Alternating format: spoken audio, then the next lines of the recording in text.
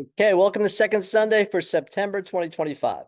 Our Second Sunday programs are made possible by the Friends of Great Swamp, the U.S. Fish and Wildlife Service, and by the generous support of the Marta Heflin Foundation. Today's presenter, Jack Donohue, has hiked over 3,000 miles on the Appalachian Trail. Although Jack is known as a dedicated volunteer here at the Refuge, his many interests are far-ranging. Jack is a lifelong outdoorsman and an avid fisherman.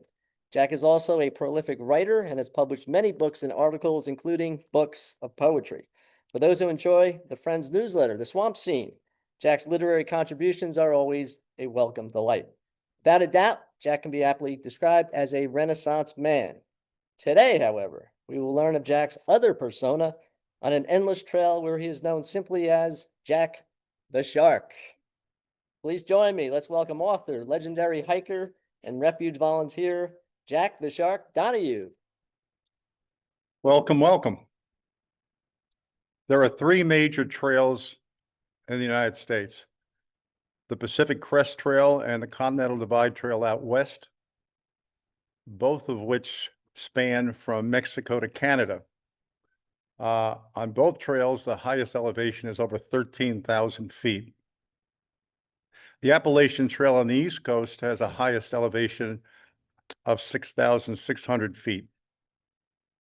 But anyone who's done all three trails says the toughest terrain of all is on the Appalachian Trail. There it is, the AT stretching from Georgia to Maine, 2,200 miles. This is in the handout, the second page of the handout, and it just gives you a comparison of the trail in each state. And if you look the fourth one down, Virginia, the 550 miles, a quarter of the trail is in Virginia. Right below it, you see West Virginia has only got 4 miles. And the elevation range, if you'll notice, is higher at both ends, you know, from Georgia to Virginia, and then down, you know, from Vermont to Maine, with the lower elevations in the mid-Atlantic states. And if you look at the difficulty ratings, you'll see all the way in the bottom, New Hampshire and Maine, the difficulty goes up to 10 in both places, because you have to use your hands a lot of the times to ascend and descend. A through hiker is someone that attempts to do the entire 2,200-mile trail in one continuous journey. This gentleman did the trail, the first through hiker, Earl Schaefer. He did it in 48. He did it 2 more times. The last time he did it on the 50th anniversary of his first hike, he did it in 98. And I happened to be on the trail at the time near where he was, but I couldn't find him. So unfortunately, I didn't get a chance to meet him. Grandma Gatewood, famous Grandma Gatewood, the first woman to solo through hike the trail. And if you look, she's wearing kid sneakers, and she has a sack over her shoulder, which, among other things, carries a shower curtain, which is what she used as a tent. A section hiker is someone who attempts to do the trail in multiple outings, sometimes years. I first set foot on the trail in the mid-70s. I hiked up to the top of Mount Washington with my buddy, the Toad. Of course, I was only 3 years old at the time. Between 74 and when I retired in 2011, I was on the trail hundreds of times, day hikes, overnighters, 3-day, 4-day, week, sometimes 2 weeks. So by the time I retired in 2011, I had completed 9 of the states. I had done parts of 4 other states. The only state I hadn't been in was Georgia. Trail names. Somebody asked me about that earlier. Trail names, if you're on the trail for any length of time, you're a different person, so you need a different name. I I remember down in Georgia meeting a guy that was just coming on the trail. A bunch of us saw him, and he was the spitting image of a TV personality. So we gave him the trail name Seinfeld. I was on the trail for a couple of 100 miles. I had no trail name. And then in Shenandoah National Park, a hiker says, well, you need a trail name. Didn't you have any nicknames when you were young? And I said, well, there were a few guys I kept beating all the time in 50-yard dashes. And they kept saying, you're a shark. And the gal says, well, your trail name is Jack the Shark. So that's how I got my name.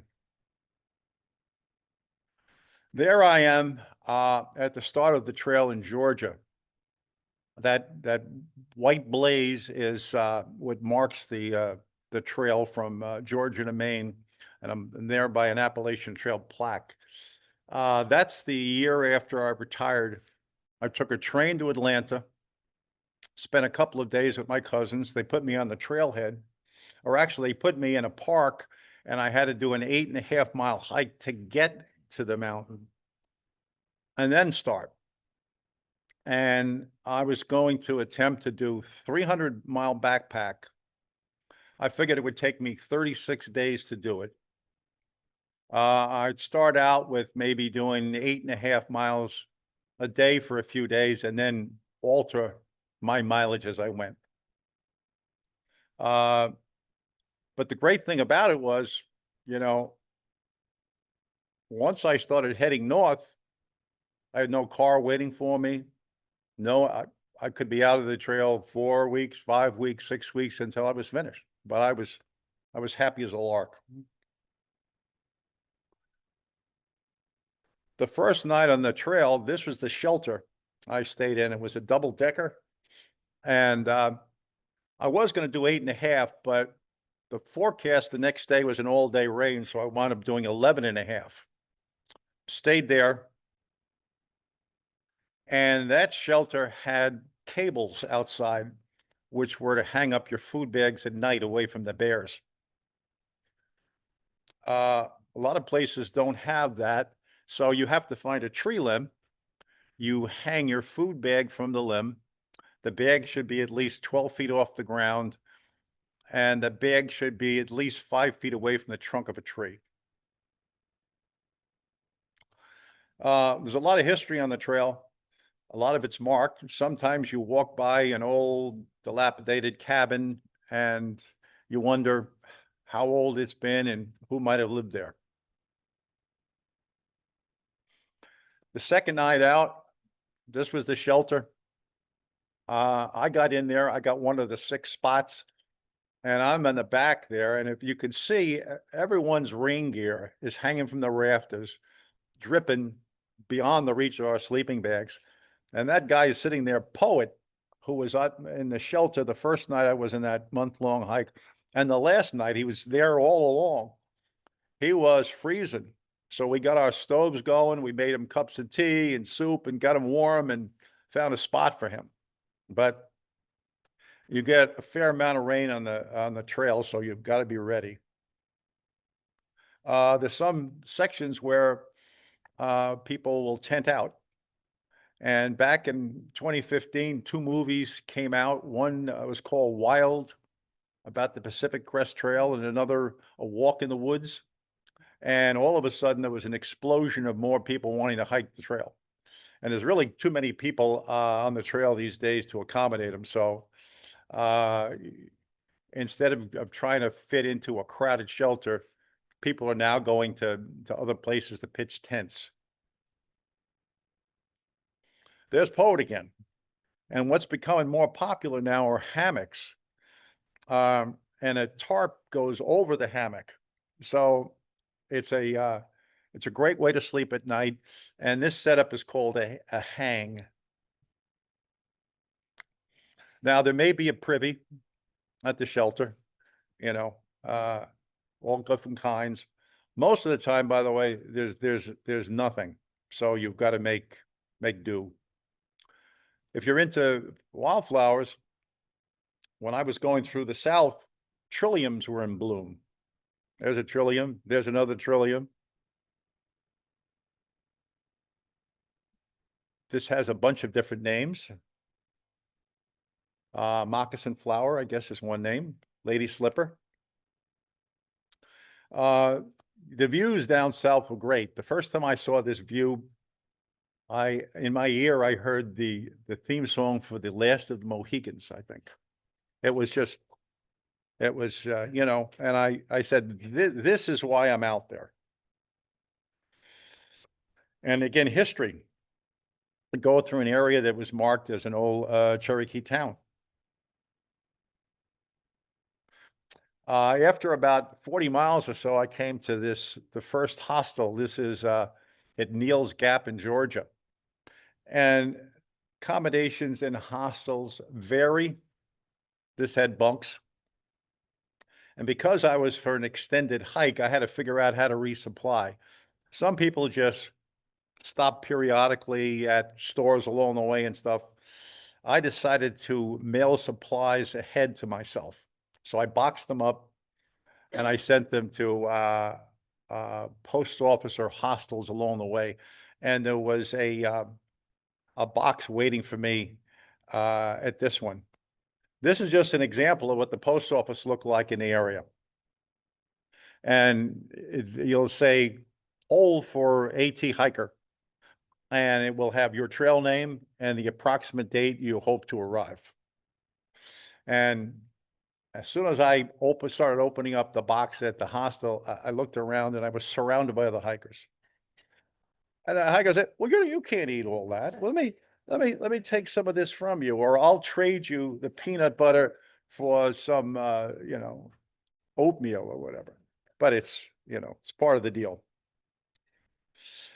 This is the rhododendron was in bloom when I was going through this section, which was nice. The bad thing about this narrow part of the trail, if the shrubs are wet, it's like going through a car wash, right? So trail wisdom suggests you let some other people go ahead of you.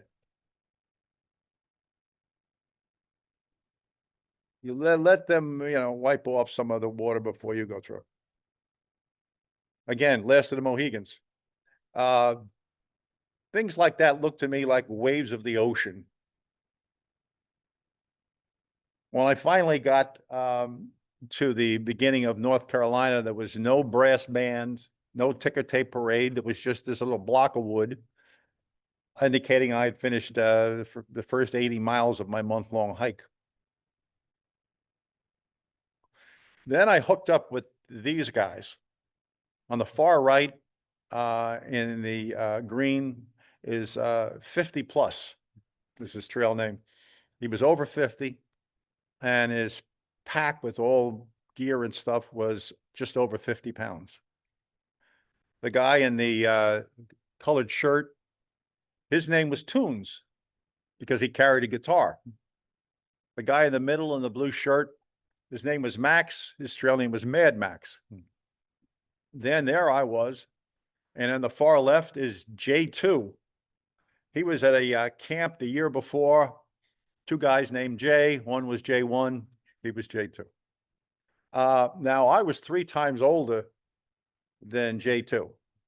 And the age range, everybody was different. But we did about 75 miles together. Now, this is a profile map. We had come in and we had, you see where I am? The Nantahala Gorge, this little gorge, we got there and we resupplied. My mail drop wasn't waiting for me because I was starting off at 8.5 miles a day. Then I was getting up to 12. I hooked up with these guys and I was doing 14 to 16 a day.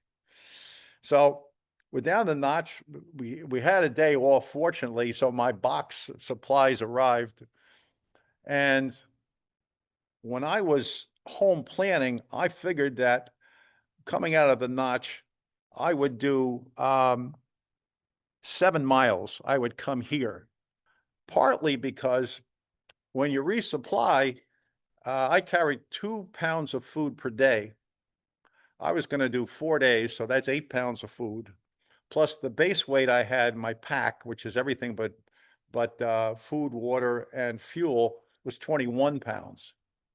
And then water might be up to 5 pounds. Now, plus I'm ascending a few thousand feet just to get up here. I figured this would probably be enough, 7 miles. I started off with Mad Max ahead of everybody. We got up here, said, how do you feel? Well, pretty good. Let's go up to the view on the top. We'll wait for everybody. Got great views. I'll show it to you next. Everybody caught up. How you guys feeling? Well, let's keep going. So we go down to the next notch. You know, we stop for snack. We refill the water bottles. The point is, we wound up going here. We wound up doing a 16-mile day, 9 or 10 hours, I guess, with the climbing, the ups, the downs. We stopped for lunch. We stopped for snacks. We refilled our water bottles. We all had 6 to 8 quarts of water. And then we came up to this area right here. This is Jacob's Ladder. When we got to the camp that night, everybody swore that the angle on this map was completely wrong. It was straight up. Toons said that when he was hiking up there, he looked to the side, and on the trail, next to the trail, was a goat trying to catch its breath. I was going up, and Max was just ahead of me, Mad Max. And all of a sudden, I look, and Mad Max had turned around, and he's standing there looking at me. And he knew that in my pocket, I carried a little package of goo, which is a sugary supplement that kind of gives you a little boost. And he goes, Shark, you got to share that goo with me. So opened it up, we split it, we made it up here, 16-mile day. But here's the deal. You know, that was, long day, but, at that point I had been out and had done 160 miles or something on my month-long hike. But you have to recover overnight, because the next day you're going to go out and do another 12 or 14 miles or whatever.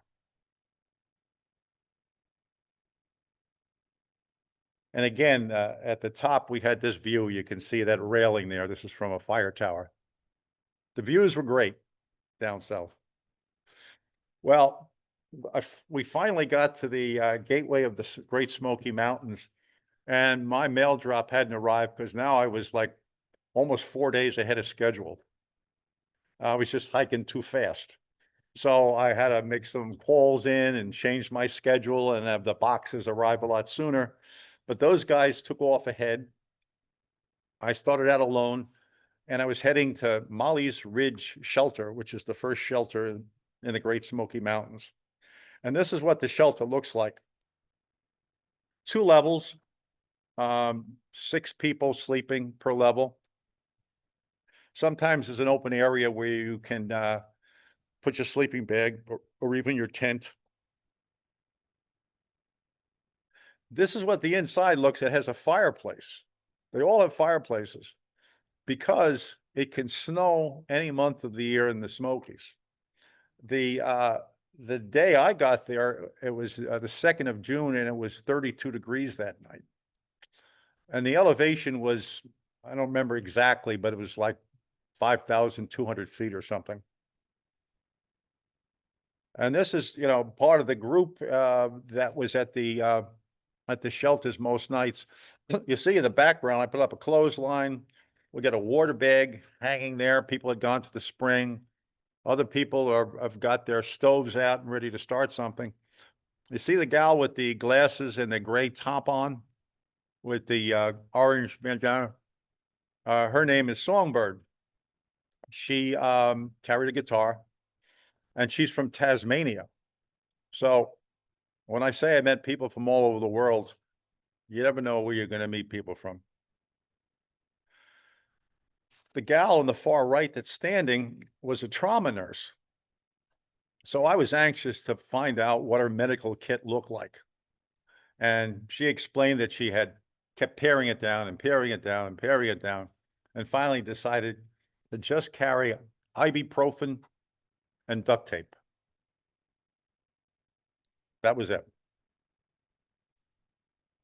Now, this is part of the trail in the Smokies, and if you can see the trail maintenance, all the wood that was cut there just to clear the trail.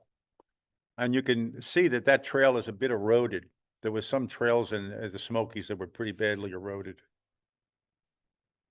Now, the hat, for a while I worked for Sharp Electronics. So I undid the loop in the P and I took some red thread and I made the P into a K. So this was the shark hat. And this picture was taken by Songbird, the gal from Tasmania. I hiked through the Smokies with these two. Far left, I gave him his trail name of Chocolate Outrage because he couldn't get enough chocolate and he shortened it to CO, and he was from the United Kingdom. On the right, that Ziggy from Holland. And in the middle, leaning there, is my hiking stick. Ziggy is holding onto a hiking stick I made for her while we were hiking because everyone else had a stick or trekking poles and she didn't want one, so I made one for her. We had just taken a day off in Gatlinburg, Tennessee, which is a wild town. And we're all refreshed. Yogiing. Yogiing is a term to obtain something from somebody without actually asking for it. So Ziggy and I took out before everybody else one morning, and we knew we were going to come up and intersect with the macadam path that led to the top of Clingman's Dome, which is the highest part of the Appalachian Trail. And we knew there would be visitors that could park and walk up there. We'd finally be interacting with non-hikers after all these days in the woods. So I told Ziggy what yogiing meant. She goes, I'm not doing any yogiing. I'm not gonna get in trouble doing yoga. I said, I'll do the yogiing, or you do the yogiing, and okay. So at any rate, as we're coming up, I could see a break in the trees, and I could see the path, and I could see this couple walking up the path heading towards the summit. And there was this couple, and I burst through the woods, and the man was startled, and he says, where did you come from? And I said, Georgia. He said, Georgia. And then Ziggy burst through the woods. The woman was startled. She says, where did you come from? And Ziggy says, Holland. So, and then with as raspy a voice as I could, I said, do you know where we can find some water? Woman turned to the man, go to the car and get these people some bottled water. Ziggy is holding some bottled water. She was very embarrassed. Later on, she said, we yogi, didn't we? I said, yes, Ziggy, we yogi. It's part of the trail culture. We finally get to the top of Clingman's Dome, socked in fog. Read about it for years, great views, socked in fog. This was the last shelter in the Smokies, and if you notice something different about it, there's a metal cage in the front of it. All of the shelters in the Smokies used to have that to keep the bear out. They had cleaned up the food garbage situation to the point where they removed the cage on all the shelters but this one. Now, I don't know if since I was there in 2012, this has gone too, but this is a relic of the way things used to be between hiker and bear. Again, the views. I didn't know some of these photos existed. A couple of months after I got home, CO sent me a bunch of pictures he had taken. Ziggy always led in the hike. I was directly behind her and CO was behind. And that's my pack. On the back is my foam pad. And I'm wearing around my socks what's called gaiters. It's just to keep the socks clean and prevent debris from getting inside the socks and into your boots.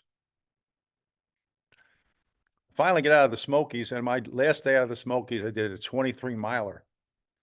So my speed was increasing. Plus I was out of food, so my pack was lighter. But this was the hostel. They're all different.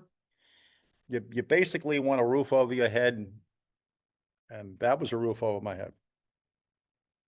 I finally get to Hot Springs after a month, and you could see that I was formerly an internment camp. And Hot Springs was known for its hot springs. So I got in there. Every mosquito bite and scratch and disappeared in an hour in that. And after a month, I had no blisters. And this is the hostel I stayed in, Victorian home. Again, the hostels are all different. And after the last one, this was, Trail Wisdom. I had mentioned Trail Wisdom before about going through a car wash on the trail.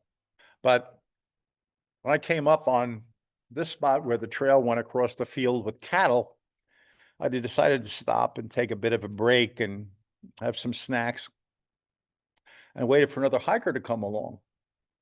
And he said, "Hey, how are you? Good."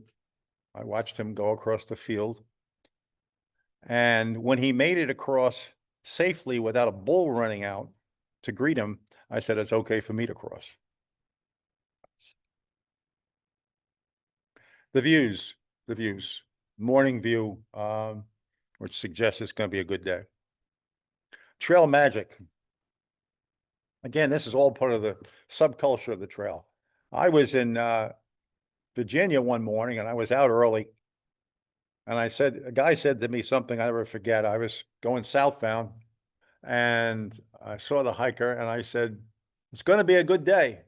And he said, "It already is." He was absolutely right, and he also said, "Next road crossing is trail magic." And at that point, I didn't know what trail magic was, but people leave goodies for hikers. A lot of times it's soda. And this was soda for through hikers. And since I'm not a through hiker, I didn't touch it. But sometimes you'll go, and this will be trail magic. There'll be a cooler. And the locals, who we call trail angels, leave this. So inside is, soda on ice. There might be Ziploc bags full of candy bars or whatever. I know somewhere up in Massachusetts, I think there was the cookie lady.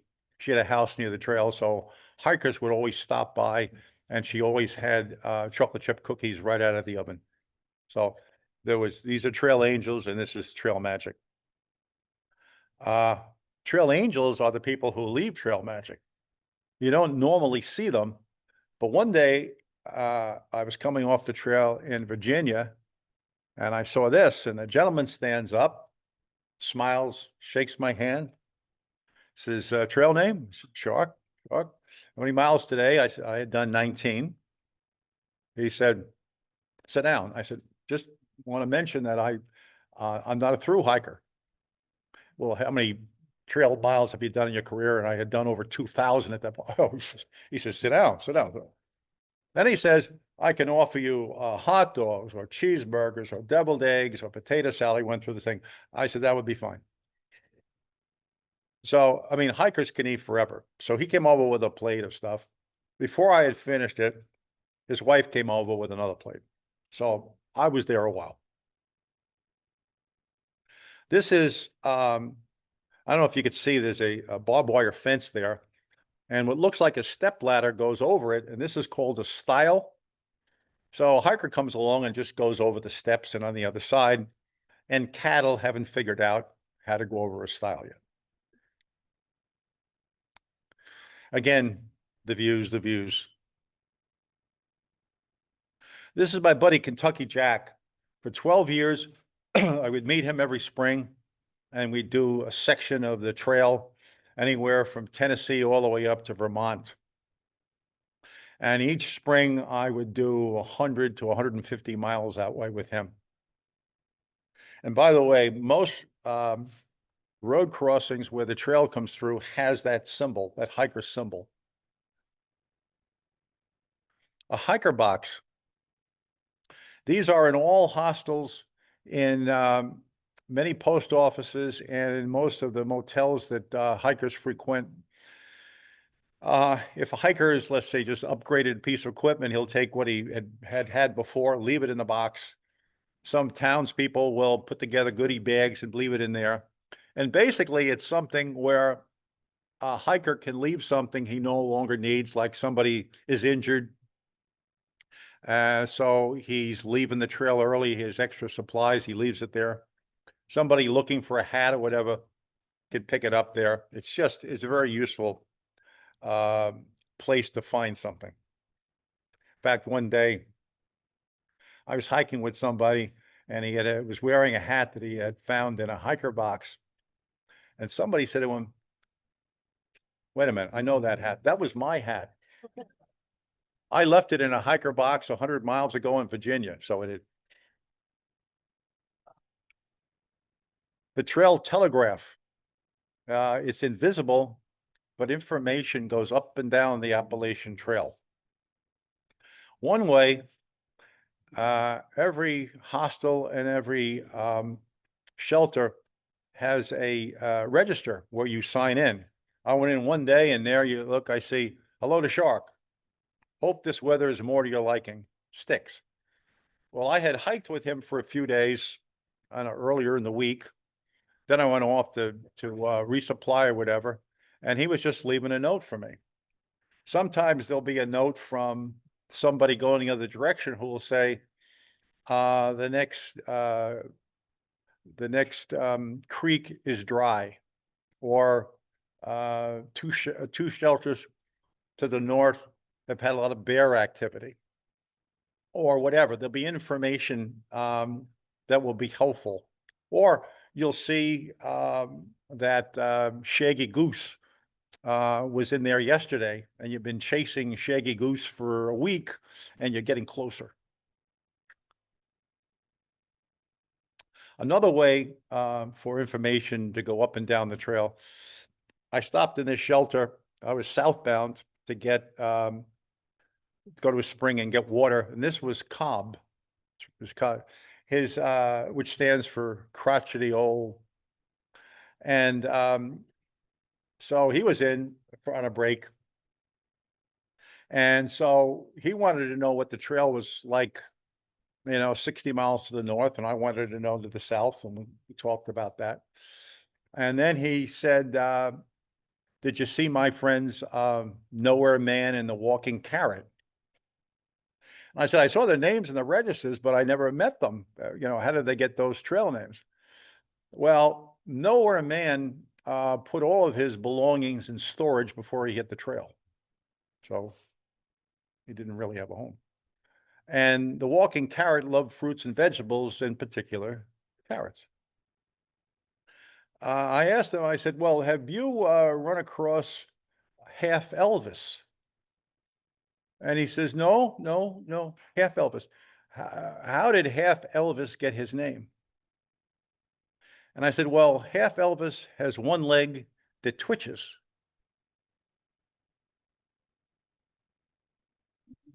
Thank you very much.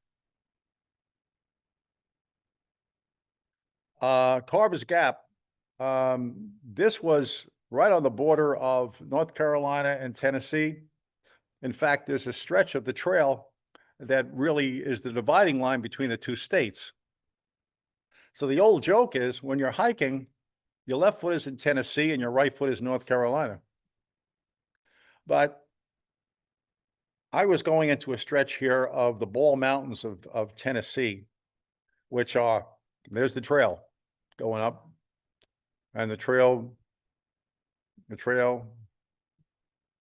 all of this is gorgeous, right? It looks like relatively easy walking. The thing about it is you're out in the open. So if it's raining, or if it's foggy, or if it's windy, you got no protection. So when it's good, it's very good, but when it's bad, it could be bad.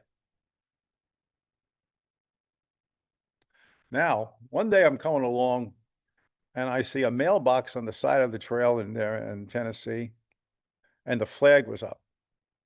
So immediately I started looking around for my buddies see if somebody had put a mailbox out there waiting for somebody to be stupid enough to go and think they have mail in the middle of nowhere.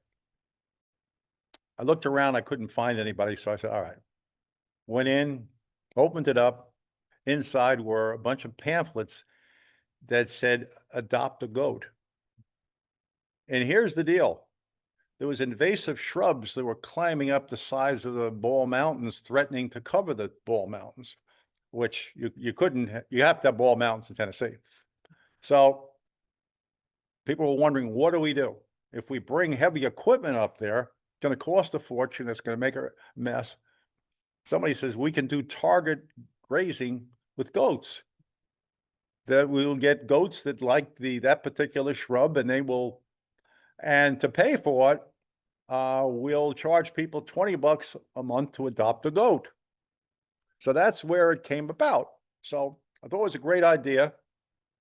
So they too are fighting invasives. This is one of the hostels. This is Uncle Johnny's hostel in Irwin, Tennessee. Some people, the hikers look at that as, oh, 40-cent Snickers, that's it. But the other thing on there, it says free town shuttles. They're about 20 minutes from town. So a hiker could go in, get into town, go to an ATM machine, go to an outfitter, go to an all-you-can-eat place and load up, go to a food town and resupply. And if you spent a day there, you could go into town 3 times. And I went in and I sat at a table with 2 football players from Tennessee. I think one was a linebacker and one was a split end. And I matched them plate for plate. They were very impressed. And they had super light packs, as I remember. In fact, they had ponchos that also can be used as emergency tents, just to save weight. This is another hostel. This is the Kincora Hostel in Hampton, Tennessee, which has been in operation since '97, run by a guy named Mr. Peoples, who's big on trail work. I met him years later in a hiker gathering. Another good hostel. This is Laurel Fork Gorge. If you're going to take 10 pictures on the trail, this is one of them. I think I'm standing on the trail, or it's just behind me. This is one of those places I've been reading about for decades. Finally got there. It wasn't raining, got a good picture. You know, you wake up in the morning, and if this greets you in the morning as you begin your hike, you just know it's going to be a good day. Another one of those awe moments. When northbound hikers finally get into, cross the line into Virginia, just a few miles in is the town of Damascus, which is the friendliest town on the trail. And for a 10-day period in mid-May, they have trail days, which is a celebration. There are pie eating contests, there's talent shows, there's bands that are playing, there's often free food. This is the most famous hostel on the trail. It's the Place in Damascus. And you could see it's during trail days, see all the tents that are set up outside. During trail days, somebody will go to sleep at night in the house. In the morning, they'll come out and then the lawn will be covered with tents. Of course, they set up an amazing area for the hikers to gather. Not only are the hikers that are on the trail that year at trail days, but hikers from prior years come back often. And the end of trail day celebration is the hiker parade. And it's broken up by years when you finish the trail. And if you could see off to the right, the people that live in town are always having water balloon fights with the hikers. It's one of those traditions. Now, one of the trail days I was there and I met this gentleman who was the second person to through hike the AT. Gene Espy was his name. Sat down, had a long, long talk with him. He had written a book, which I bought. He autographed for me. The book is actually on the table. And this is actually the signature, Good Hiking to Shark. And one of the reasons I want to make sure to add this, Gene passed away just 3 weeks ago at the age of 98.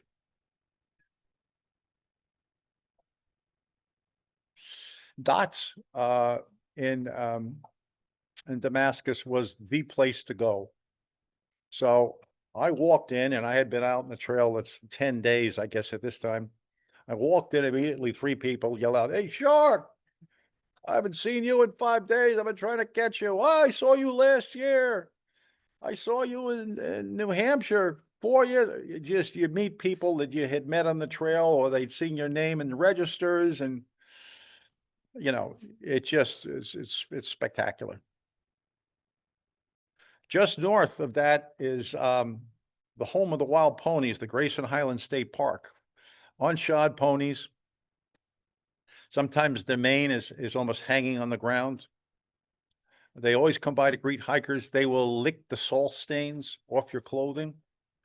They'll look for handouts. You're not supposed to interact with them, but they want to interact with you, so.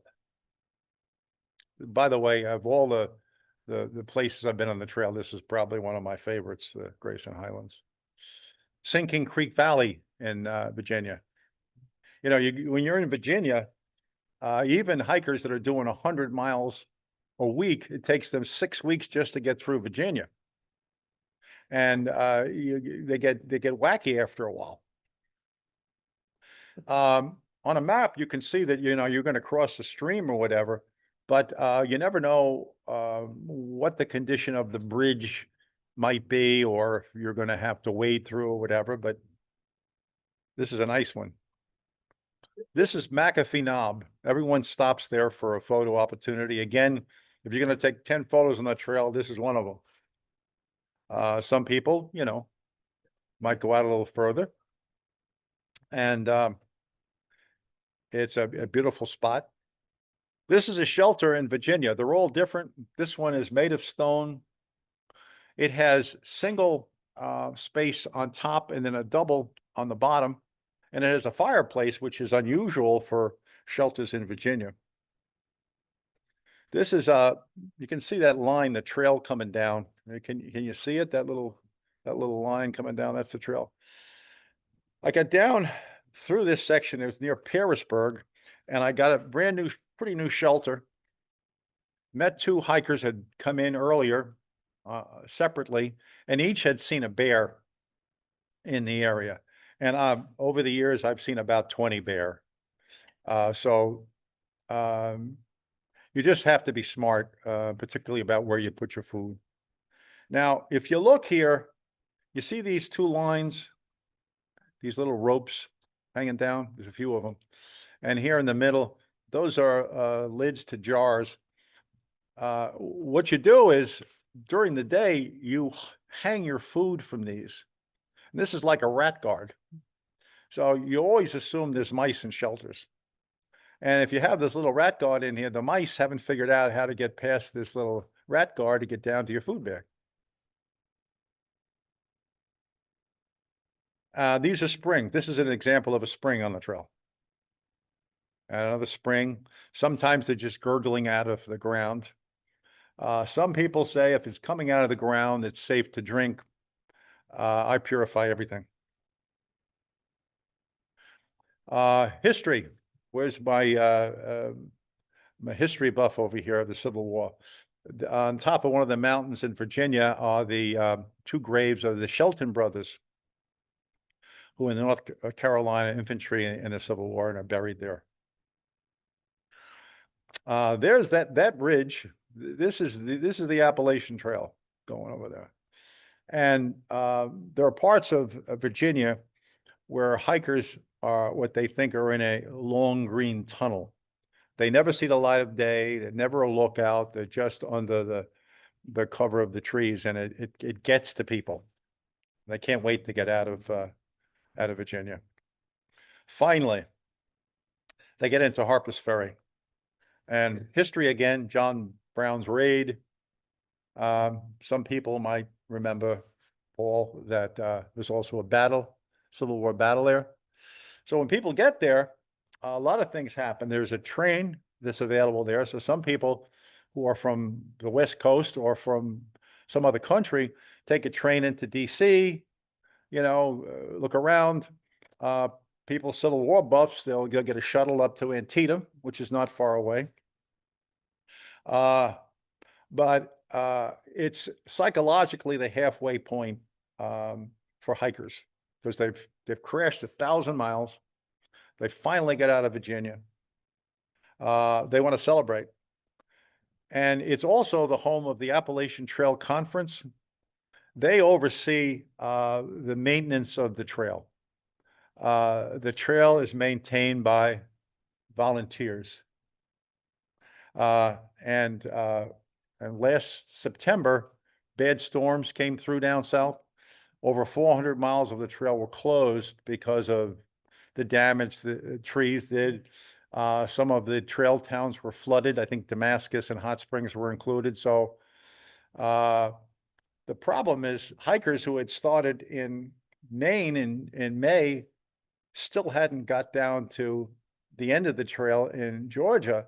So they were walking hundreds of miles on the road parallel to the trail, trying to find a place to get in and get back on the trail. And they had hand saws and so, but when you get here, each hiker that's hit 1,000 miles gets their picture taken. So here is Calvin, his wife Sunrise, and here is their stuffed tiger Hobbs. So it's Calvin, Sunrise, and Hobbs. And Sunrise is the one who gave me my trail name. I met them in Shenandoah National Park in '97. We're still friends today. She's anxious to see this if it ever comes out to a YouTube video. Yours truly made it. I got there, got my picture taken, made an attempt to make a shark. Now, okay, this is, again, West Virginia is only 2, 3, 4 miles long. Maryland's about 40, but it's relatively flat. By hiker standards, it's a snap. So when the hikers have finished the Virginia, they finish 1,000 miles, they celebrate for a couple of days. Some of them say, you know what, we're going to do the 4-state challenge, which is also called the 40-mile challenge. So what they do is they go back a mile or two and they get into Virginia. A couple of steps in Virginia will be fine. In the early morning, they start hiking with a day pack, maybe bottle of water and some snacks. And the people, their friends who are not going to attempt the challenge, are spread out throughout Maryland. And they're going to attempt to do the few steps in Virginia, do the 3 or 4 miles in West Virginia, do the 40 miles in Maryland, and then step into Pennsylvania. They'll do 4 states. And I met several people who have done it. All the people that I know that attempted it did it. 2 of them said they were zombies at the end.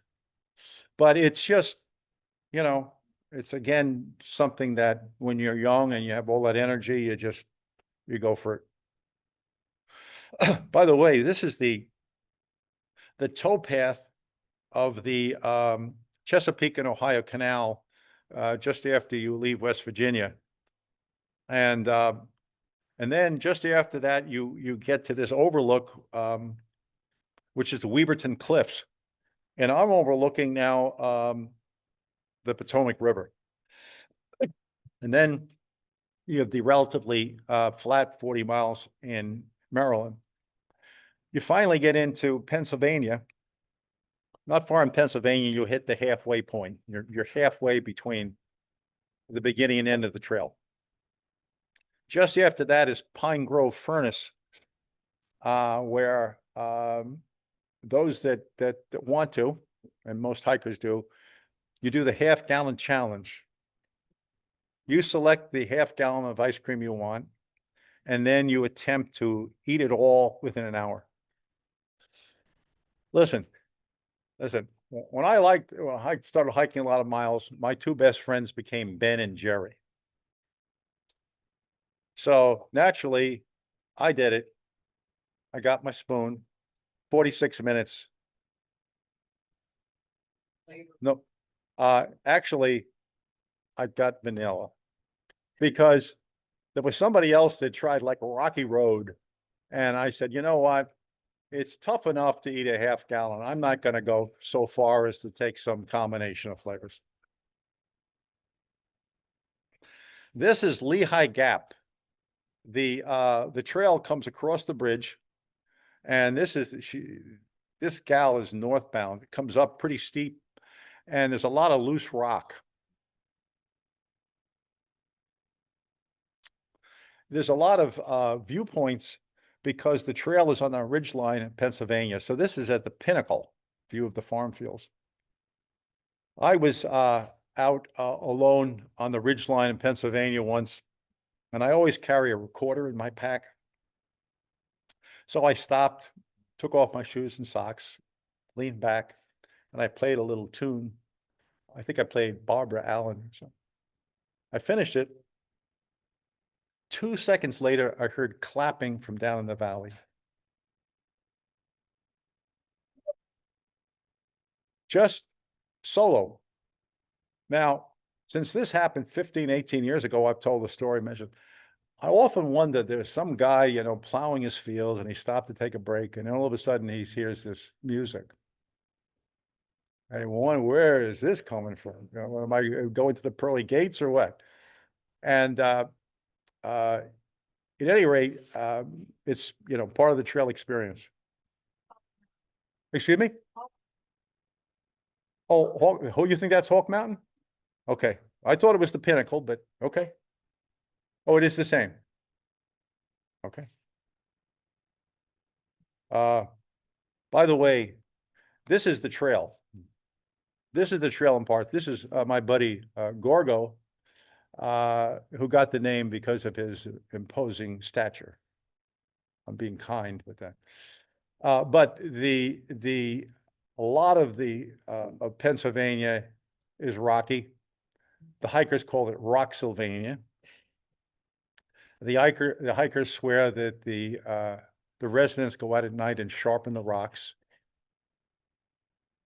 In fact, I would say most of the time when your foot comes down, you're touching at least part of a rock. When you finally leave Pennsylvania at Delaware Water Gap, you come across the I-80 bridge. And then there's the halfway point there in the bridge where you're 900 miles from Mount Katahdin in Maine, and you've already done 1,300 miles from Georgia. And this is Sunfish Pond. It's the first glacial pond that the northern hikers see. And tradition is you stop and you do a rock sculpture.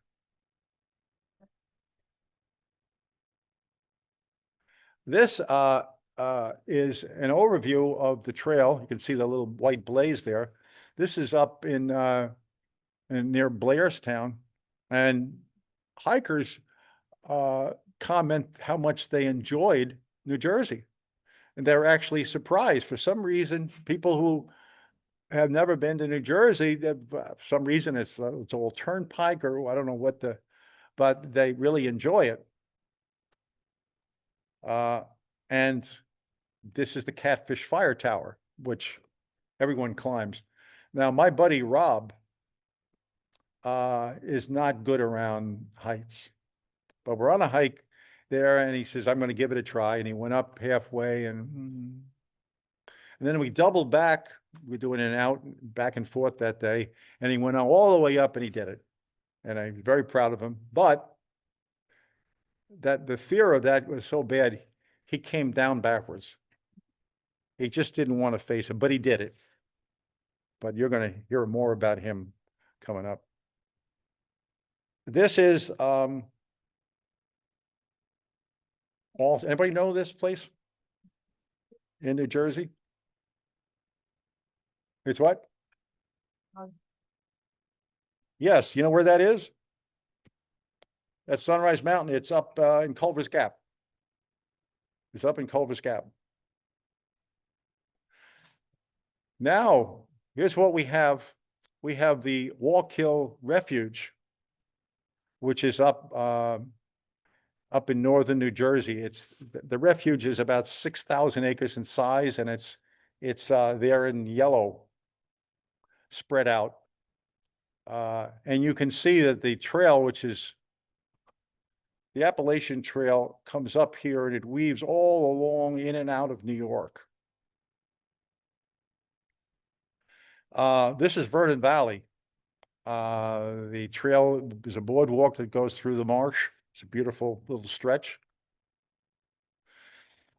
This is the New York, New Jersey line, finally. It's up at Greenwood Lake. When that woman was starting her hike in Georgia, somebody looked at her, and they said, "I've seen that face before." That face was on the box of hot chocolate. Your trail name is Swiss Miss.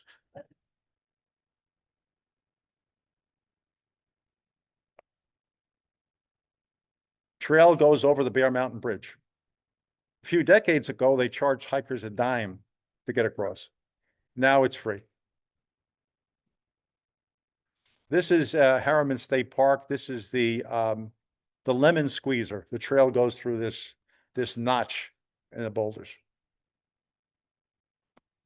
St. John's Ledges. This is Connecticut. And the ledges is a descent, rocky descent down to the river, which what I read about was really vicious, but when I went through it, I didn't find it was so bad. The trail goes along the Housatonic River, which is pretty easy. And there's a lot of small towns where you can stop and get sodas and stuff. But hikers will tell you that this is, if you're a northbound hiker, this is when the price of goods and services increase from here until you finish in Maine. And trying to figure out your money that you need to be out for 5 or 6 months is important. This is the top of Mount Greylock, the highest point in Massachusetts.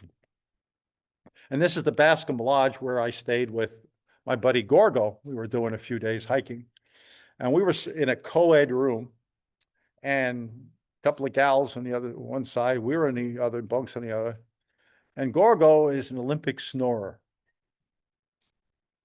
At about 2:30 in the morning, I looked over and the gals were gone. They had grabbed their pillows and they had gone down to the living room and were sleeping on the couch. Shay's Rebellion. Shay was one of the farmers, this is Massachusetts still, who rebelled against the extra money that was being assessed farmers to help pay for the revolution. Again, this history all over the trail. Finally, into Vermont. This is a beautiful pine forest in Vermont. This is the fire tower in Vermont, which is the Stratton Fire Tower. Climbed it on a nice day. The caretakers for the summer there were from New Jersey. Went to Stratton Pond, socked in fog. This was a suspension bridge in Vermont that I was going across with my buddy Rob, who was a little shaky, and the suspension bridge was shaking a little bit. So I was shaking the bridge a little bit. So Rob says, let's get to the other side. Go on the other. Now, this is the trail was going through some fields, and you see the Green Mountains of Vermont. And we came up and there was a side trail to an organic farm. So we stopped and got whatever organic they had. Plus, since we were in Vermont and there was a refrigerator, we made sure to get some Ben & Jerry's. Now, a few miles after you cross into New Hampshire, you come up on the green of Dartmouth College in Hanover. Hanover is a spectacular town. It's where three societies gently collide. You have the students from Dartmouth, you have the people who live in Hanover, and you have the Appalachian Trail through hikers. It's a great diner there, great places to eat. I have a lot of good memories from Hanover. Southern Vermont is easy compared to northern Vermont. The trail goes up along that slab of rock, which isn't so bad if now, but before you go up it, you make sure to remove all the mud and dirt from your cleats so that you've got as much traction as possible going up there. There's the blaze. I was out alone. There's the blaze. I was heading up to here. I think this is Mount Cube. I got up and there was the shelter. It's called the Hexacuba shelter. It's the shape of a hexagon. And this was the Hiker's Welcome Hostel. Again, a different hostel. Again, I've been up dozens of times hiking in New Hampshire. Often I have some marginal weather, maybe some rain. I hit a stretch where I had gorgeous weather. This was one of the days. This was a view from, I think, Zealand Falls Hut I was at up there. And I think this little line over here is actually an old trail line, train line that went up. These are called puncheons. These planks are anchored to the ground. So in boggy and wet areas, this helps you get through. This is the old trail line. That was now the AT that the trail went on. And again, that beautiful stretch of weather. This was actually the water source for a shelter that me and Rob stayed at there. Bear warnings. Bears have taken backpacks and entered tents for food. You know, anytime you see notices about bear problems, 99% of the times it's people brought food into a tent or they left food where they shouldn't leave it. If you just, make sure the food is put away out of the reach of bear, there would be very, very few problems. This is the trail. When the northbound hikers get up to New Hampshire, they're knocking out 15, 18, 20 mile a day. And all of a sudden they get up there and they got to stop. They got to slow down. A lot of them actually will leave their backpacks somewhere at a hostel and then just take day packs and get shuttles and they'll go over and just do day hikes to do sections of the trail up there. This is a nice section. And you see the size of these trees? These coniferous trees become stunted at a certain elevation. And this is what happened up here. This is the Franconia ridgeline, which another good day. And you might look at this and say, well, I could do that. Well, okay. But you've got to climb a couple of thousand feet on rocks to get there. And you've got to, climb down on rocks. And, you might think you can hike, walk at 1.5 miles or 2 miles an hour. But over there, 1 mile an hour is moving. So now I came off the Franconia line and this is a side trail to Thoreau Falls. And I said, well, now this was in the summer and I'm looking out the Franconia ridgeline. Now in the springtime, I'd be underwater, right? You can see over here, there's still some water going over the falls. But it was a spectacular day and I just, Now, this is Earthbound. This is an 07. She's up in the whites and you see that fog in the background and you see that sign that's worn away. Well, this is what the sign says. The area ahead has the worst weather in America. Many have died there from exposure, even in the summer. Turn back now if the weather is bad. I think something like 150 people have died up there from exposure. So, you take these warnings to heart.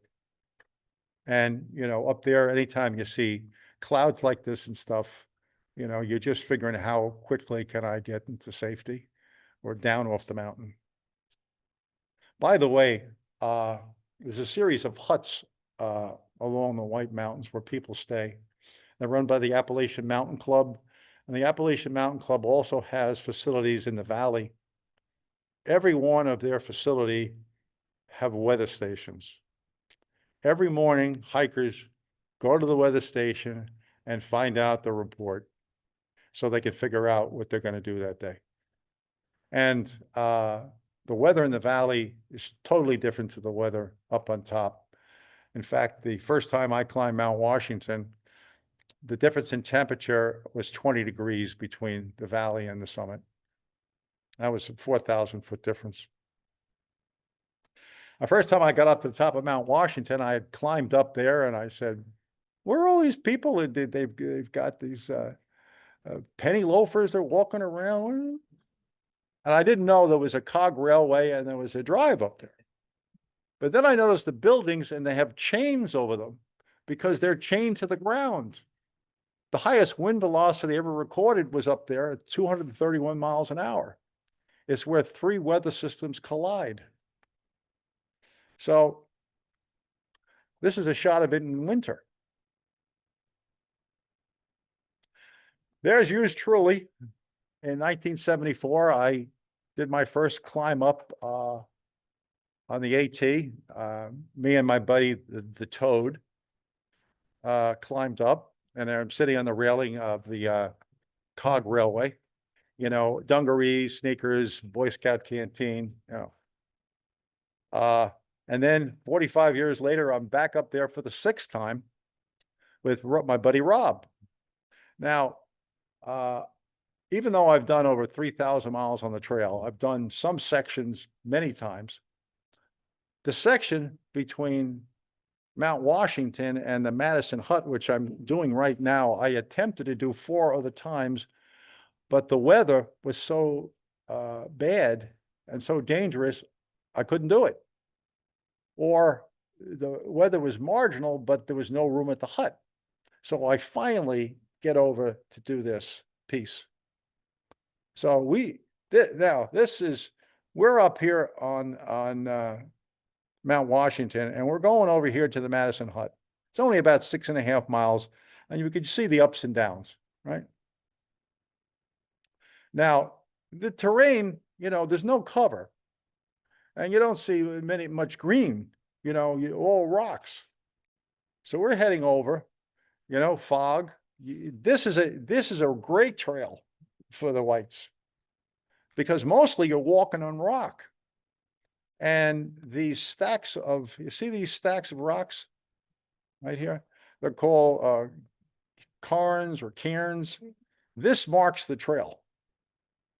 This is the trail. This is the trail. This is the trail you're going on. And some of these rocks are loose. Here's descending, a whole stretch of people. And if you look, these people are looking down.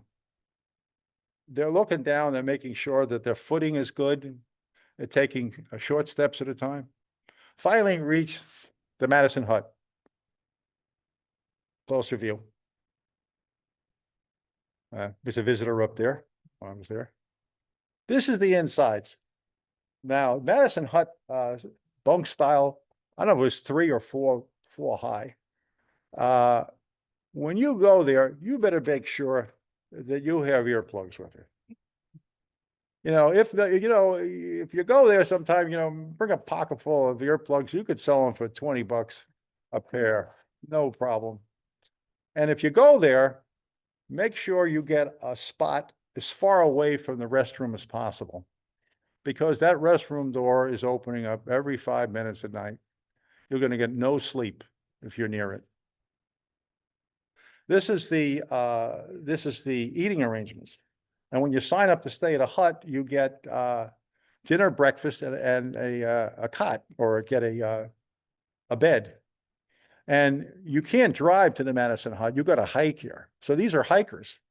Now, the plate of food is okay. It's not, not a hungry man. It's and this was actually the menu the one day. And I think the name Osgood and Adam were probably names of the people working in the hut that year. And the way food gets up there is the people working the hut take it on their back. Hut boys and hut gals will hike up with it, and they'll hike back down with their garbage, the boxes and so forth. Now, me and Rob are leaving the Madison Hut, and we're descending pretty steeply all the way down to Pinkham Notch. So this is the descent. We're going to kind of go this way, and we're going to go all the way along that ridge and down. And again, you're exposed. Rain, wind, the elements. Now, this looks familiar. This is me standing, looking out at the presidential range. Just below the cloud, I believe this is Mount Washington. Now, on the very bottom, see this line? This is the valley. So descending from up there down was 4,000 feet. I am now on the next ridge line to the north. This is the Wildcat Range. From the valley to get up there, you have to descend the most vertical mile on the trail. It's a pretty vicious climb. This is me descending a part of it. I'm actually on the trail descending. And thank goodness it's not raining or the ground isn't wet. This is part of the descent. Now, I don't know if you can see it here. You see these wooden blocks that are anchored into the rock to give you some support for something to stand. Otherwise, you just slide right down. Anybody recognize bunchberry? It's you recognize the leaf? It's in a dogwood family. That's common up there. Now, you're going through, it's not a walk in the park up there. And this is, we talk about using your hands. When you're climbing, you're hanging on to the tree to ascend.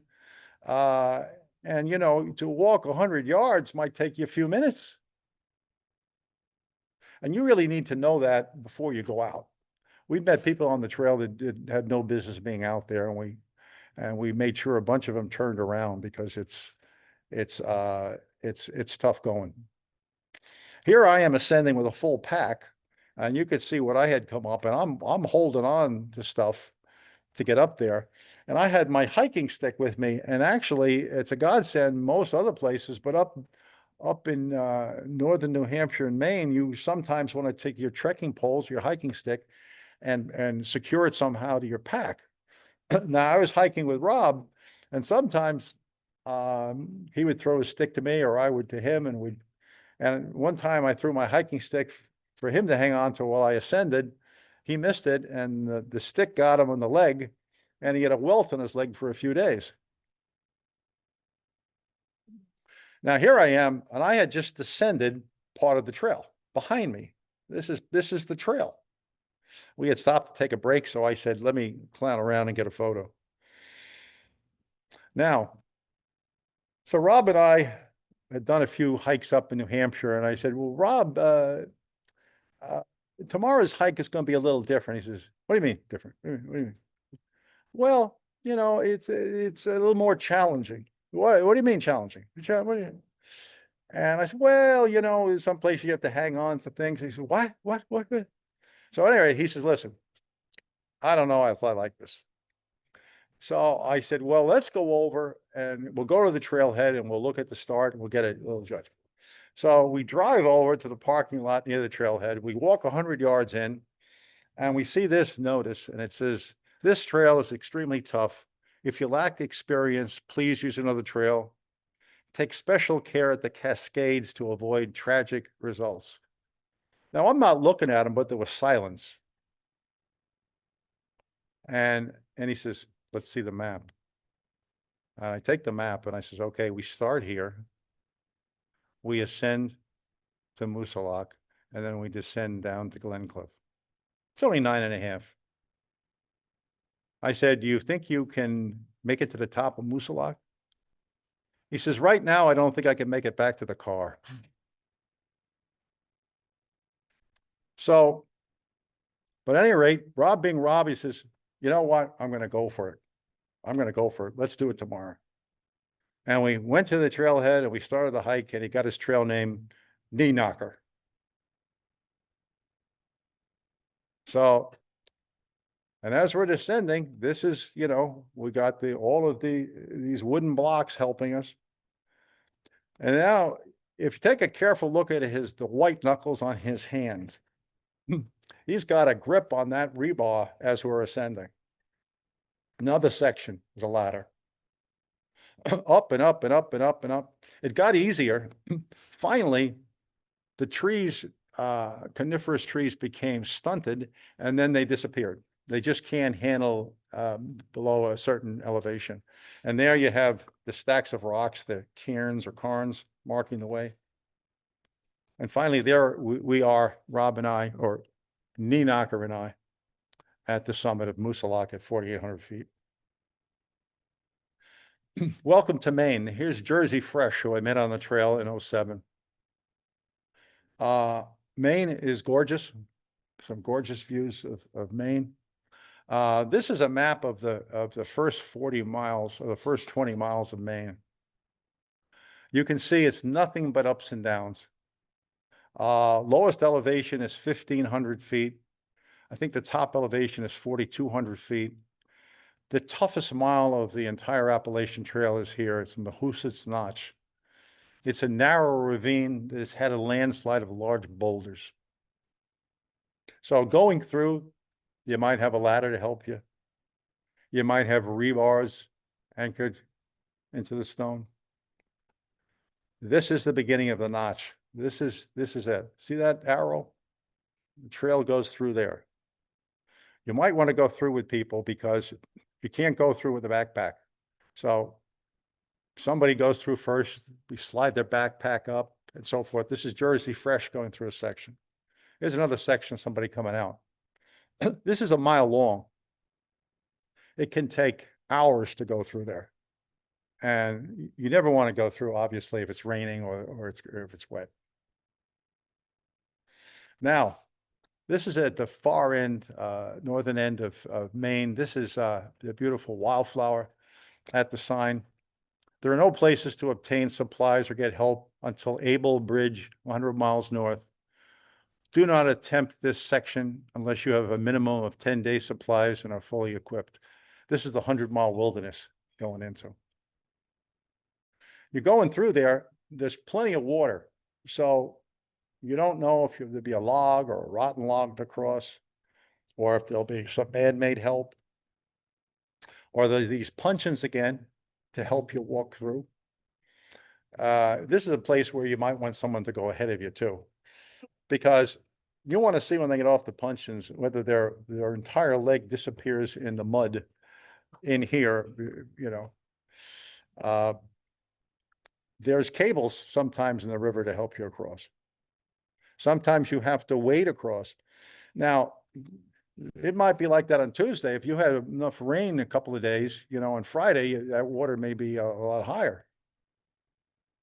The Kennebec River has a ferryman that takes you across during hiking season because at least one hiker drowned wading across the Kennebec River.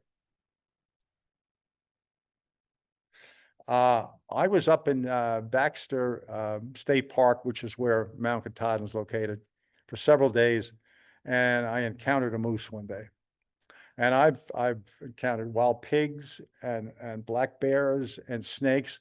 I even encountered a mountain lion in the backcountry of Shenandoah National Park. Moose is one of the last things I'd want to see. My friend Jersey Fresh was chased by a moose. Another time she saw a moose down the trail and she backpacked a mile just to get away from it. If you see a moose, find the biggest tree you can and get behind it. Make sure the tree is between you and the moose. This is the final ascent to Mount Katahdin. From the campground, it's 4,150 feet. Now, these pictures are well above tree line as you're coming up the spine, and rebar to help you, and steeper. And then there's yours truly on top of Katahdin at the sign in 1988. There's another hiker up there on a beautiful day. There's my buddy Kentucky Jack, who finished the trail in 1999. Trail families. A lot of times you'll see groups of hikers together, 3, 4, 5, 6, 8. They met on the trail, they bonded, they've been hiking together for weeks or months. They will tell you that they are closer to members of the trail family than they are to their own family, because they're with everybody 24/7, good times and bad. So when they summit together, it's a big deal, and they have a big celebration afterwards.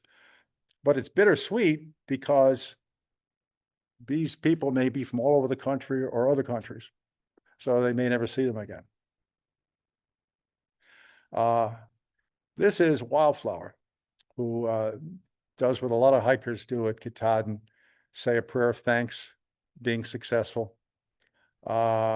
Sadly, 3 years later, Wildflower was gone. She passed away. She was such a spark on the trail that was sent rumblings through the trail community. So a lot of people, including myself, always take a hike on the anniversary of her passing. And in all the writings I do about the trail, she's in many of them. And I do write about the trail. And I've self-published 3 books, which are over on the table. I think they may be raffled. Appalachian Trail 1 is 7 stories about the trail. It gets into the trail names and some wacky names that have been assigned over the years. A guy who pulled pranks all along his through hike, trail romances, daily reminders we have of the trail and flashbacks. Appalachian Trail Stories 2, there's 31 stories in there, and 35 color photos of the trail. And there's the wild pony stories. The wild ponies are in there, and stories about the Great Smoky Mountains. I get into the trail subculture quite a bit in that one. And Trail Stories, Appalachian Trail 3, I finished it in April. It took me 11 months to write it. Every time I finished a story, I would send copies to my hiking friends all over the country to get their opinions. They all said I got it right. And they were happy that it was all going to go into a book so that people would have an idea of what really goes on the trail. And by the way, I dedicated this one to my buddy Kentucky Jack, Appalachian Trail 3. Appalachian Trail 2, I dedicated to a few people, including Wildflower. This is my last slide. This is the plaque that's in stone at Springer Mountain, Appalachian Trail, Georgia to Maine. And the inscription is, "A footpath for those who seek fellowship with the wilderness." Thank you.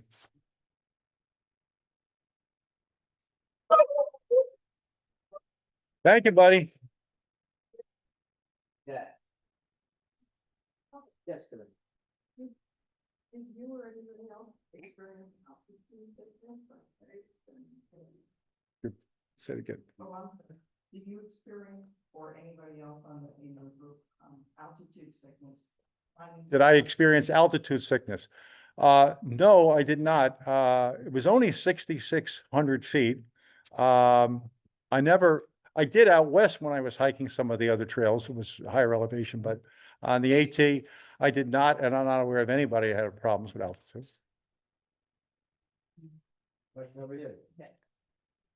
I have just a short addendum to hiking in New Hampshire. One of the years Martha and I were doing those presidential ones, we had an 8-year-old child with us. And it was so windy, one of us had to hold on to her at all times because when she'd pick up a foot, she would blow over. Absolutely. Absolutely. Any other questions? Lynn, you got a question? Yes.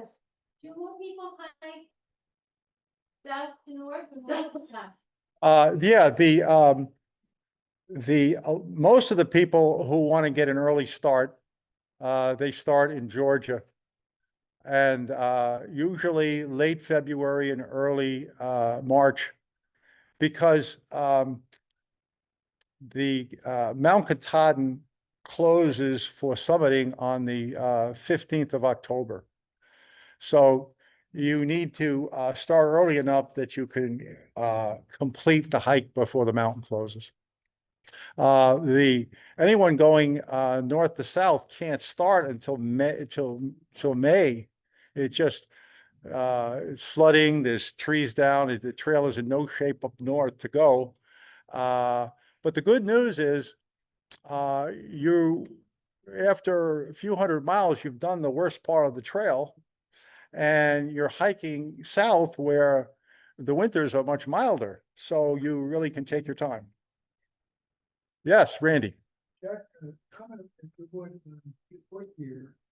And I'm wondering how many pairs of foot gear you have to wear out in the process. Yeah, this talks about foot gear and what you wear. Notoriously, a through hiker goes through 2 pairs of shoes or boots. Of course, I did it over many years. I went through many boots. But here's the deal. When you hike, your foot swells. So many hikers will mention that their foot is an inch larger by the end of the hike than it was at the start. So if you're going to do the first part of your hike, let's say you go all the way to Harper's Ferry and 1 pair of boots, and you do a new pair of boots, get remeasured for your boots. You're going to see you're going to get a different size boot. Yeah. Question. Yes. What was your most common meal? My most common meal. Anything I could yogi from a tourist.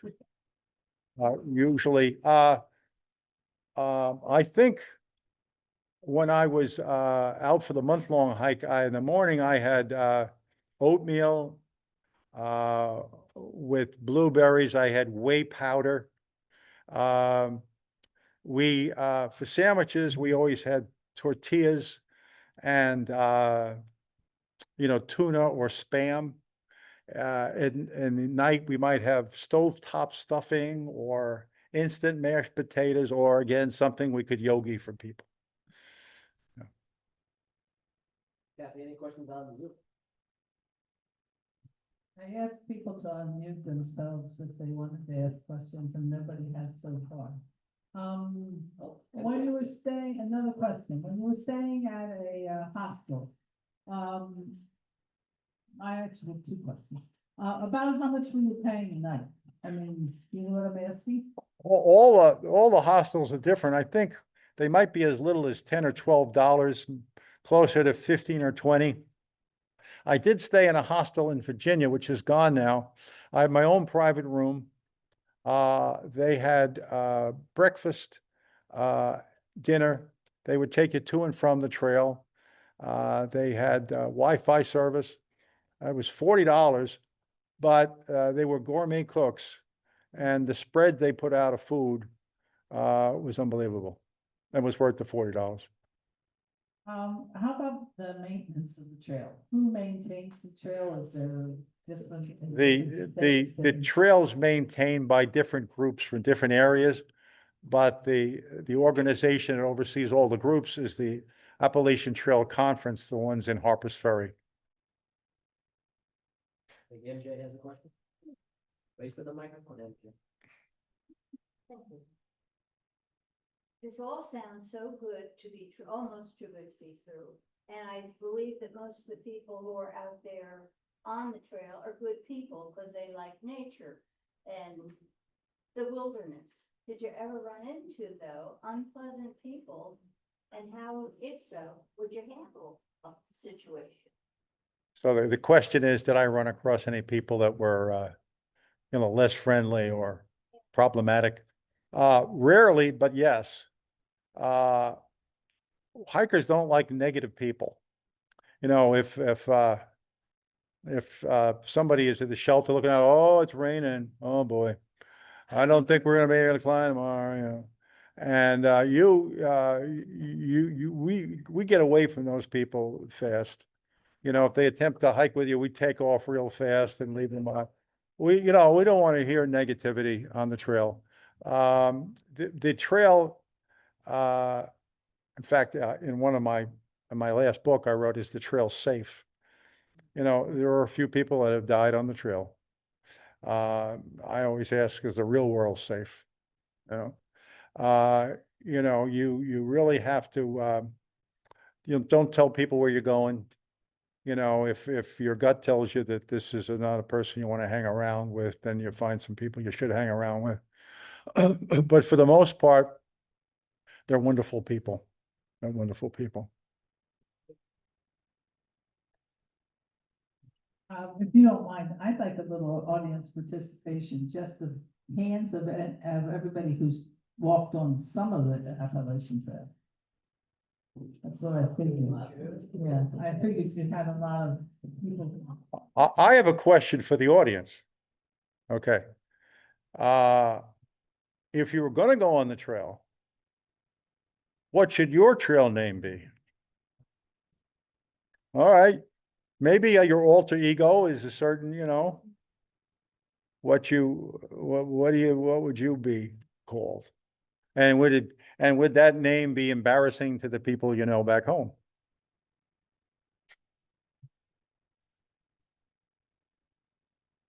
For your 30-day outing, did you do any training? Did I do Any training? I train? Conditioning? I've been an athlete and working out every day of my life. I give you an example. Back when I was 28 years old, I didn't know my physical limits. So me and a buddy hiked from Jersey City to Belmar one day. It was 54 miles. We did it in 18 and a half hours. So I could always push myself.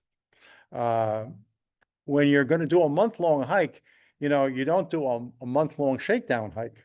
So what I would do is, if I knew my pack was going to weigh 35 pounds at the most, I would do hikes with 40 pounds. And if I was going to do average 12-mile days, I would do hikes of 14 and 15 miles. And I would do some maybe training on some equipment, leg presses and things like that. So I did, and I know myself pretty well, so I know what I needed to do, because before I did the 30-day hike, I had done some 3-day hikes and 4-day hikes and so forth. So I kind of knew what I had to do to prepare. I didn't know I would lose 20 pounds at the end of it, and I ate everything in sight. In fact, I will tell you a little trail story. There's a question, how can you tell what's the difference between a day hiker, a section hiker, and a through hiker? Well, the way you find out is you put an M&M on the trail and you watch. A day hiker will come along and step on the M&M. The section hiker will come along and walk around the M&M. A day hiker a through hiker will come along, pick up the M&M and eat it. So you eat everything you can get your hands on. I'm sure I was eating 6,000 calories or more some days just to keep the fuel going. And I'd lost, 20 pounds, but I could have walked up the side of a building when I was finished.